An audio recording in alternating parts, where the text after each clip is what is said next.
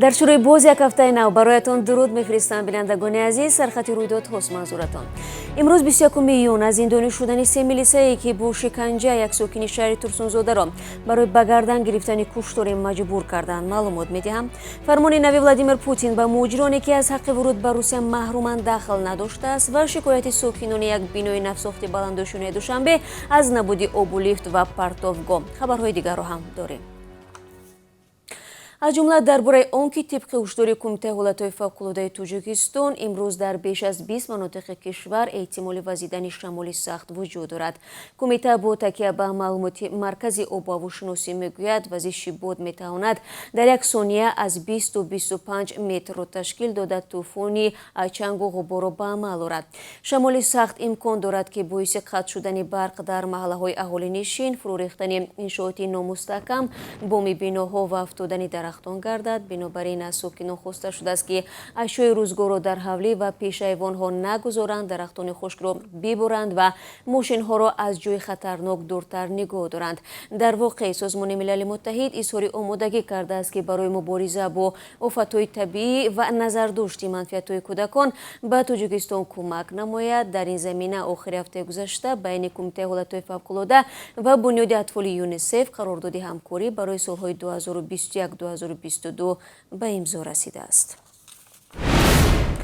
دادگاه عالی تاجیکستان سه افسر میلیسا را برای شکنجه حسن یادگورов یک ساکن شهر ترسونزاده از 10 تا 13 سال محکوم به زندان کرد. ائتلاف ضد شکنجه یک سازمان جمعیتی روز 19 ایون خبر داد که حکم افسران وزارت کارهای داخلی تاجیکستان 17 ایون صادر شد. بر اساس این حکم ایرج نعیمov 10 سال، سعدی دولتزاده 12 سال و شیرعلی عزیزov به 13 سال زندان محکوم شدند.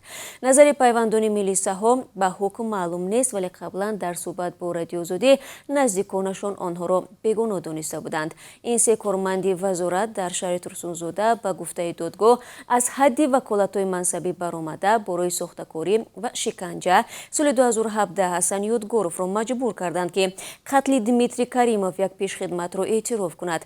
در نواری که تلویزیون تاجیکستان ماه دکبر سال 2017 پخش کرد، یادگورov نقل نمود که چگونه با استفاده از کرد به طرف چپ و راست و قفس سینه دمیتری کریمov ضربه زده او را کشت.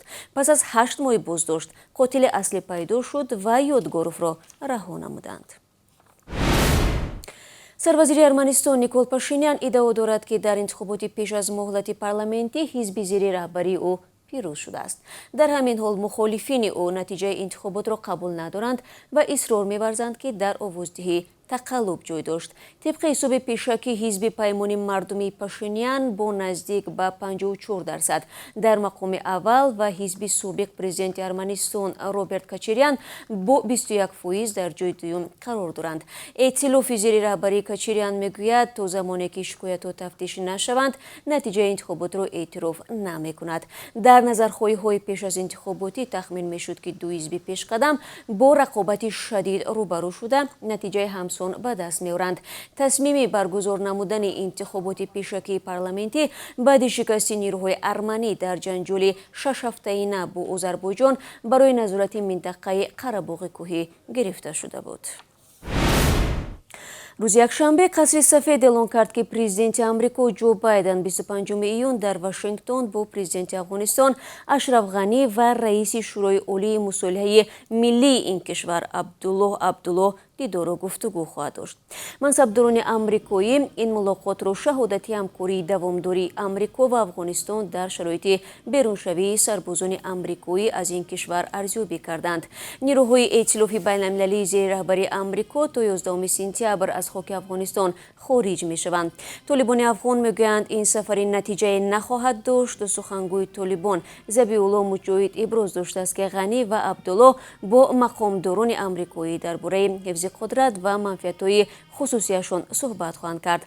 در مصاحبه با خبرگزاری ریترز منصبداران افغان گفتند که پرزیدنت افغانستان کوشش میکند کفالت گیرد که بعد بیرونشوی سربازان آمریکایی هم کمک آمریکا به نیروهای امنیتی افغانستان ادامه یابد. سفر غنی و عبدالله به آمریکا به دوره راست آمده است که با آغاز بیرونشوی نیروهای ائتلاف بین‌المللی از افغانستان در تاریخ 1 می طالبان در چندین ولایت این کشور пирӯзиҳо ба даст оварда назорати як ида нояҳоро дар ихтиёр доранд.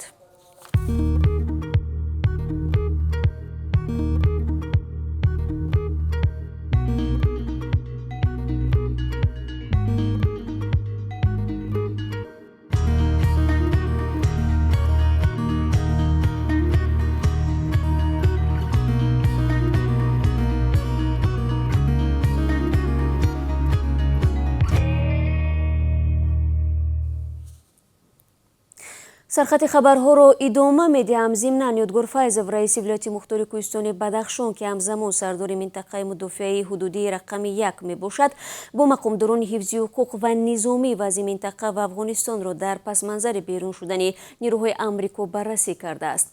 و از جمله گفته است عین حال وضعیت در ولسوالی‌های بورک و زیبوک و مهمه افغانستان مرکب باقی مانده. گروه‌های تندرو اکثر منطقه‌های سرحدی را تحت تصرف قرار دادند.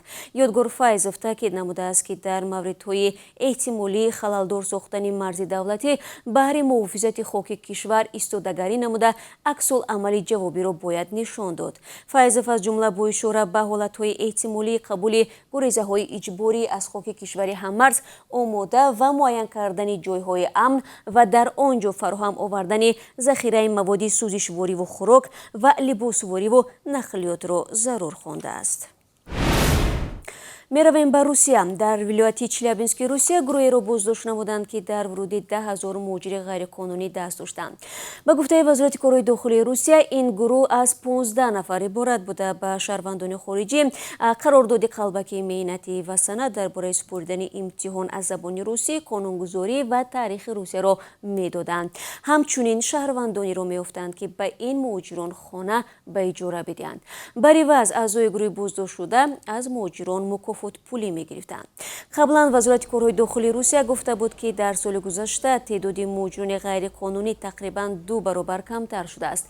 ضمناً رئیس فدراسیون مهاجران روسیه میگوید عفوی که تا 30 سپتامبر امسال نسبت مهاجران غیرقانونی اعلان شده است به افراد ممنوع ورود دخل ندارد. وادیم کوژنوف در شهر فرمان نوی ولادیمیر پوتین که از 16 ایون به حکم اجرا درآمد گفت مهاجرانی که از حق وارد شدن به روسیه محرومند یا خود به اصلاح معمول زپری دارند از امتیاز برخوردار نیستند. طبق معلومات رسمی فعلا بیش از 270,000 شهروند تاجیکستان به مهلت از 3 تا 5 سال از حق ورود به روسیه محروم میباشند. بعضی از آنها میگویند نسپردن پول تلفن، رعایت نکردن قاعده‌های حرکت در راه و دیگر قانون‌شکنی‌های خرد سبب شده است که دستگیر و سپس اخراج کردند.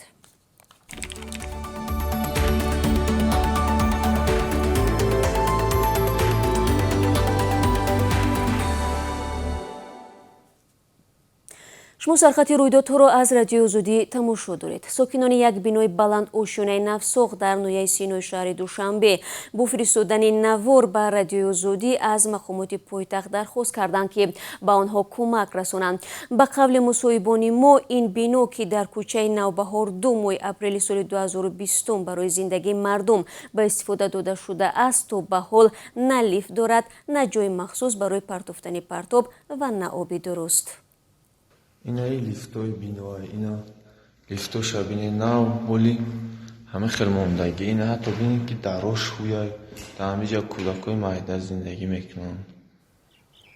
در این بینای عبارت از 11 آشیانه تقریباً 100 عائله زندگی میکنند و به قول مصاحبان ما بیشتر وقت مجبور میشوند از مغازه آب را خریداری کنند. به گفته مؤلف نوار شکایت آنها به مسئولان شرکت خانه ساز برای برطرف کردن کمبودی های بینای نفساخت تا به حال نتیجه نداده است. اکنون عزیزان درباره قرب رسمی اسعار خارجی در تاجیکستان برایتان اطلاع میدیم. بانک ملی برای امروز 21 ایون $1 را 11 سومونی و 32 درهم و 1 یورو را 13 سومونی و 43 درهم نرخ گذاشته است. امروز 1000 روبل روسی 155 سومونی و 70 درهم تعیین گرده است که نسبت آخر هفته گذشته کمتر میباشد.